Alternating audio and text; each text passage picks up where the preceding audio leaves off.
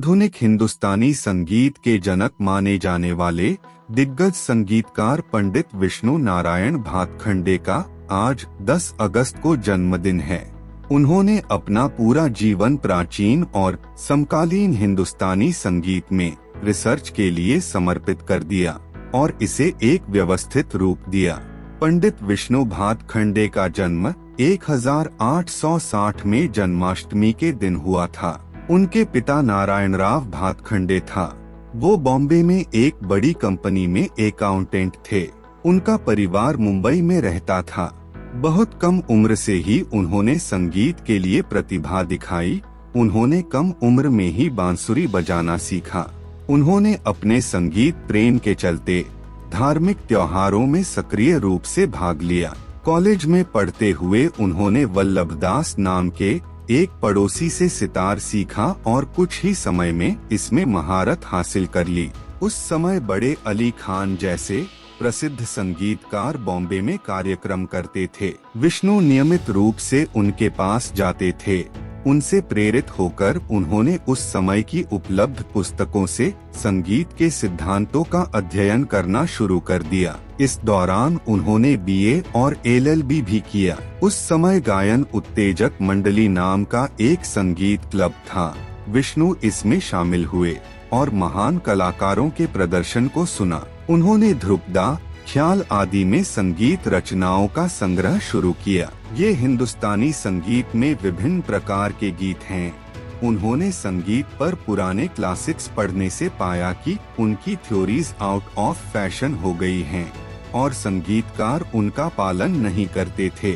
उन्होंने पाया कि संगीत के पुराने सिद्धांतों में परिभाषा और वास्तविक अर्थ में काफी फर्क है। विष्णु ने संगीत की बारीकियों को समझा और नए संगीतकारों के अनुसार संगीत के नए सिद्धांत तैयार करने का निश्चय किया। वह मद्रास, तंजौर, मदुरै और अन्य स्थानों पर गए और वहां के प्रमुख संगीतकारों से मुलाकात की। उन्हें संगीत पर कुछ प्रामाणिक ग्रंथ मिले, जैसे चतुर्दनी प्रकाशिका, स्वरमेला कलानिधि।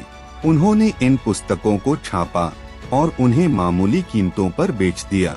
वे नागपुर, कलकत्ता, हैदराबाद, विजयनगर, पुरी और अन्य स्थानों पर गए, जहां उन्होंने प्रसिद्ध संगीतकारों के साथ संगीत के अपने सिद्धांतों के बारे में चर्चा की और उनके ज्ञान का लाभ उठाया। बाद में उन्होंने इलाहाबाद, बनारस, आगरा, दिल्ली, मथुरा, जयपुर, बीकानेर और अन्य स्थानों का दौरा किया और उन जगहों पर भी गायन के तरीके के बारे में बहुत कुछ सीखा। उन्होंने जीवन भर संगीत की पुरानी रचनाओं को जहां से भी प्राप्त किया, एकत्रित किया और संस्कृत पुस्तक लक्ष्य संगीता और 1909 में मराठी में अपनी प्रसिद्ध पुस्तक हिंदुस्तानी संगीत पद्धति का पहला भाग प्रकाशित किया।